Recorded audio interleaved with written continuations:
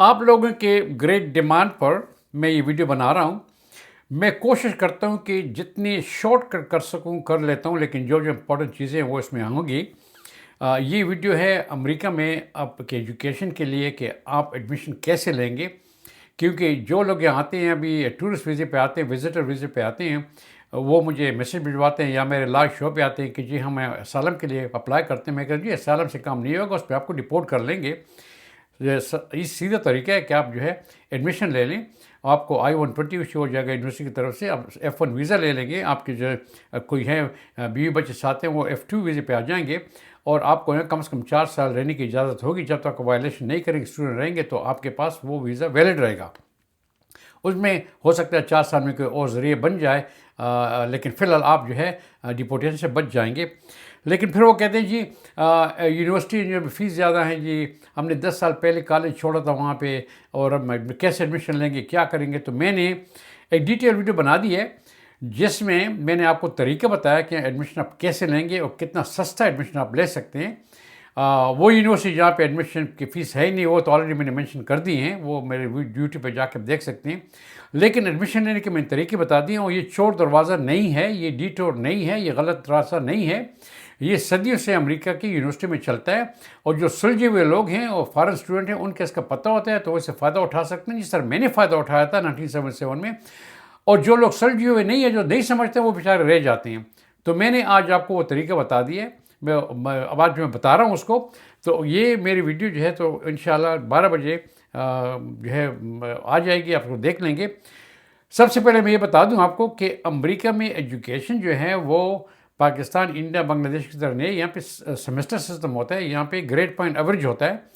BSc का तो सीधा सीधा मामला है, आप जाके एडमिशन ले लेते हैं और आपकी कोर्स स्टार्ट हो जाती हैं। अब कितनी क्रेडिट हैं, प्लीज़ मुझे आप ये मैसेज न भिजवाएं कीजिए अमेरिका में जो आपने कहा जी 120 क्रेडिट हैं या तो 100 क्रेडिट हैं। मैं क्रेडिट में नहीं जाना चाहता। ये डिपेंड करता है किस यूनिवर्सिटी में, डिपेंड करता है आपका कौन सा सब्जेक्ट है। किसी में 100 क्रेडिट होते हैं, किसी में 120 क्रेडिट होते हैं, और इनमें से कुछ जो है तो इलेक्टिव होते हैं, कुछ सिलेक्टिव होते हैं। तो मुझे इसके बारे में आप न लिखें, प्लीज़ आप वीडियो को देखें आखिर तक। अगर आपको इंटरेस्ट है यहाँ पर एजुकेशन में, या आप अमेरिका में रह रहे हैं और आपने वीज़ा को चेंज करना है, तो वीडियो को देखें।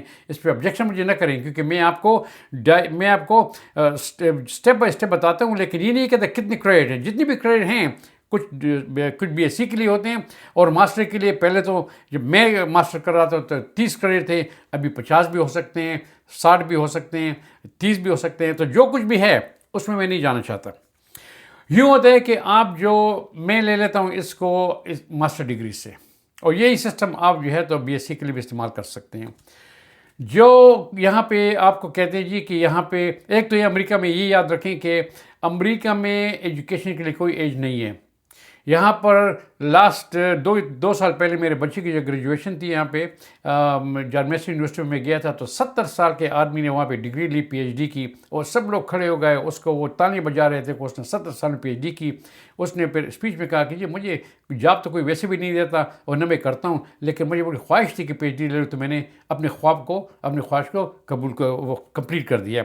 और जब मैं यूनिवर्सिटी में था तो मेरे साथ 50 साल की औरतें जो है वो क्लास में बैठी हुई थी, जो इंट्रोडक्शन में कह रही थी कि जी हमने बच्चों को पालना था, जब बच्चे बड़े हो गए, एजुकेशन के लिए वो एजुकेशन हो गई, वो अब घर से निकल गए, अब मैं अकेली हूँ। मैं चाहता हूँ कि अपना जो मेरा ड्रीम था, ख्वाहिश थी एजुकेशन को, मैं पूरी कर दूँ। तो यहाँ पर एजुकेशन के लिए कोई एज नहीं है, चाहे 50-60 के हैं, 60 साल के हैं, 30 साल के। एजुकेशन आप किसी वक्त कर सकते हैं।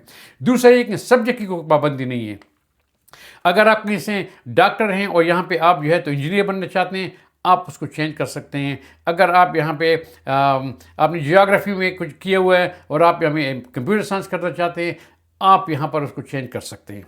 इनके अपने तरीके होते हैं, प्रीरेक्विजिट होती हैं। तो मैं अगर आपको अपनी मिसाल से शुरू कर दूँ तो शायद आपको समझ आ जाए। मैंने पाकिस्तान में बीएससी ऑनर्स किया था जियोलॉजी में, और उस ज़माने में ये 72-73 में एक मेडिकल और जियोलॉजी टॉप पे थे। और जो ही आप जियोलॉजी ख़त्म करते तो आपको जॉब मिल जाती थी। और मैंने जो ही जियोलॉजी ख़त्म की, मुझे ईरान में जॉब मिल गई, और बहुत मेरी वेरी फर्स्ट जॉब जो थी वो मैं एक कॉपर माइन की डैम बन रहा था, उसमें लेबॉरेटरी का चीफ बन गया। तो मैंने पहले से एग्जीक्यूटिव लाइफ जो है स्टार्ट की थी। अब मैंने वहाँ पे 3-4 साल काम किया। उस वक्त जो है $1 10 के बराबर था। काफ़ी पैसे बनाए क्योंकि हमारी तनख्वाह स्टेट हमारे बैंक में चली जाती थी। हमारा खाना पीना रहना सहना सब कुछ फ्री था। जब यहाँ आए तो मैंने जियोलॉजी शुरू की। तो मुझे जो प्रोजेक्ट दिया गया, अब जब आप मास्टर करते हैं 30 क्रेडिट होते हैं और आपको फिर वो थीसिस का आप खुद चूज़ कर लेते हैं कि ये मेरी थीसिस ये होंगी। तो मैंने जो थीसिस चूज़ की वो यही थे कि यहाँ के जो जियोलॉजी है माउंटेन के वो मैं करूँगा। तो आपको वो पहले दिन से प्रोजेक्ट मिल जाता है और आप जब तक आप स्टूडेंट हैं 30 क्रेडिट लेते हैं उस तक आप जो आहिस्ता आहिस्ता रिसर्च करते हैं और जब तमाम क्रेडिट ख़त्म हो जाते हैं फिर आप थीसिस करते हैं और थीसिस में जब पास हो जाएं फिर आपको डिग्री मिलती है। तो जब मैंने वो थीसिस एक्सेप्ट किए तो मैं पहाड़ों में जाया करता था। अब मैं इतना तंग आ गया था। ईरान में भी 3-4 साल पहाड़ों में, यहाँ भी पहाड़ों में जाया करता था। मेरे दोस्त थे वो जहाँ नाइट क्लब में चले जाते थे, बाज़ार में थे अय्याशी करते, मैं पहाड़ों में जाता वीकेंड पे भी।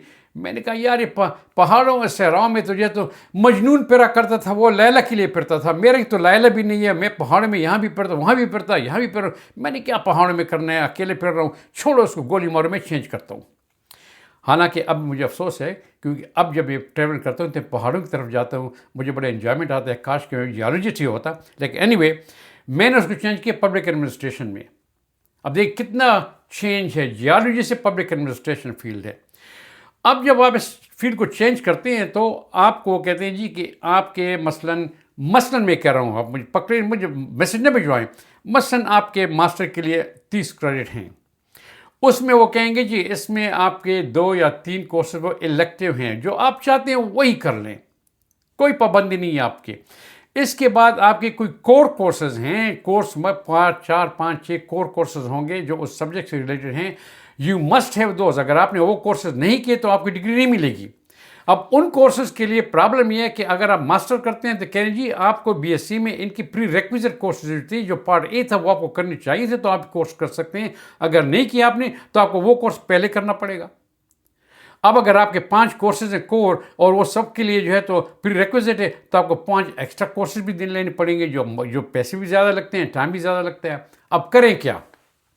ये इंपॉर्टेंट चीज़ है कि आप बताऊँ कि करें क्या। तो मैंने तो वो जो इलेक्टिव सब्जेक्ट जो लिए थे वो तो बताऊं कौन से लिए थे, लेकिन तरीका बताऊं कि अभी आप इन तमाम प्रॉब्लम से बचेंगे कैसे और यूनिवर्सिटी में अपने कदम कैसे रखेंगे। क्योंकि जब आप एडमिशन देते हैं तो वो आपको कुछ डॉक्यूमेंटेशन देते हैं। अभी तो खैर बहुत आसान हो गया, हमारे वक्त में न इंटरनेट था, न कंप्यूटर थे, न सेल टेलीफोन था, और तमाम चीज़ें बाय हैंड आप फिलअप करके बाय हैंड ले जाया करते थे। अभी तो ऑनलाइन सब कुछ होती हैं, आपके पास कंप्यूटर भी है, इंटरनेट भी है, सब कुछ है। आप अभी तो बड़ा ईजी हो गया है। तो उस ज़माने में वो कहते थे कि जी ये आप ये फॉर्म आप ले लें और जहाँ भी आपने यूनिवर्सिटी पहले अटेंड की थी वहाँ पे आप ले जाएं, उन प्रोफेसर से इनको साइन कर दें कि वो आपको रिकमेंड कर दें, और आपका जो ग्रेड पॉइंट एवरेज है वो भी यहाँ पे हमें बताएं तो आपको एडमिशन मिलेगी। अब इन तमाम चीज़ें बचने के लिए क्या तरीका है, इसमें बड़ा टाइम वेस्ट होता है। तो एक चीज़ होती है जो है उसको बोलते हैं नॉन मेट्रिकुलेट। मेट्रिकुलेट स्टूडेंट वो होता है जो जितने भी कोर्स लेता है वो डिग्री के लिए काउंट होती है और उस पर आपको डिग्री मिल जाती है। नॉन मेट्रिकुलेट ये होता है कि आप जितने भी कोर्सेज करते हैं वो आपकी डिग्री के लिए काउंट नहीं होती।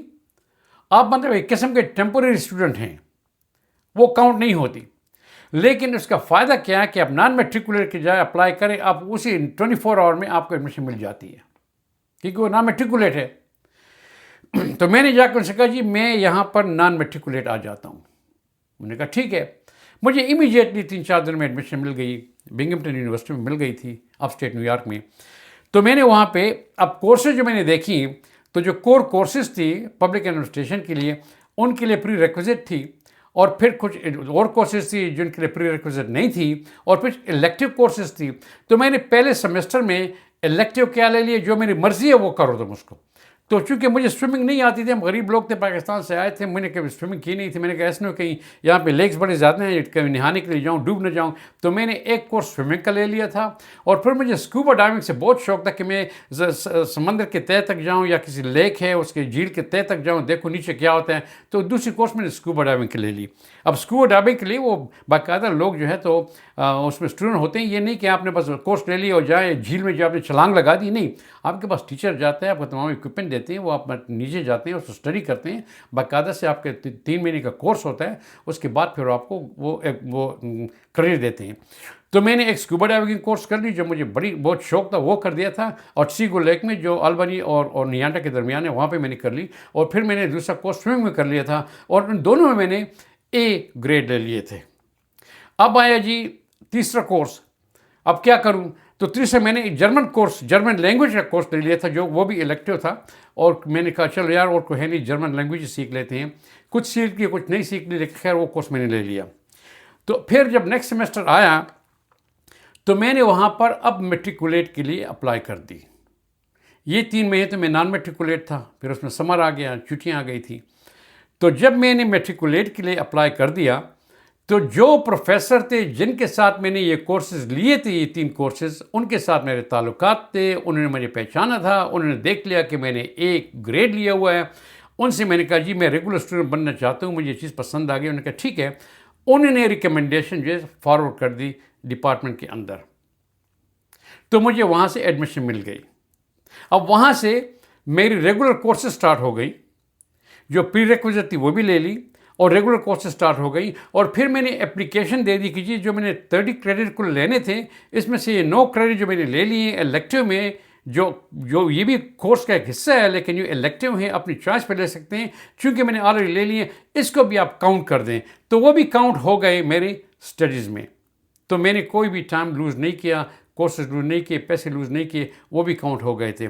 तो ये एक तरीका है कि अगर आप यूनिवर्सिटी में जाना चाहते हैं तो आप चले जाएं एज नॉन मेट्रिकुलेट चले जाएं, और कोर्स की जो भी एजुकेशन आप करते हैं, उस कोर्स की आप पूरी की पूरी लिस्ट ले लें कि उसमें क्या क्या सब्जेक्ट हैं, उसमें कौन से चॉइस के जो इलेक्टिव हैं आप उन कोर्सेज को दे लें। किसी की गार्डनिंग होता है, किसी का टूरिज़्म होता है, किसी की फ़ोटोग्राफी होती है, वो 3-4 कोर्सेज आप ले लें, उससे आप शुरू कर दें, और फिर अपना उसमें आप अच्छे ग्रेड्स ले लें। और जब फिर आप मेट्रिकुलेट के लिए अप्लाई करते हैं, तो फिर वो भी प्रोफेसर आपको रिकमेंड कर देंगे। तो आपकी वो पुरानी 10 साल पहले कमियाँ एजुकेशन की थी, वो ख़त्म हो चुकी है, उनके प्रोफेसर ख़त्म हो चुके हैं, रिकमेंडेशन ख़त्म हो चुकी है। अभी आपके नए प्रोफेसर हैं जिनने अभी अभी आपके साथ कोर्स लिए थे, वो आपको रिकमेंड कर देंगे कि आप मेट्रिकुलेट हो जाएं। तो उसके बाद फिर आप रेगुलर स्टडी शुरू कर लेंगे। इससे आपके पैसे भी बच जाएंगे, इससे आपका टाइम भी बच जाएगा। और जो ही आप मेट्रिकुलेट हो गए, फिर आप एप्लीकेशन दे दीजिए कि ये जो कोर्स मैंने लिए हैं,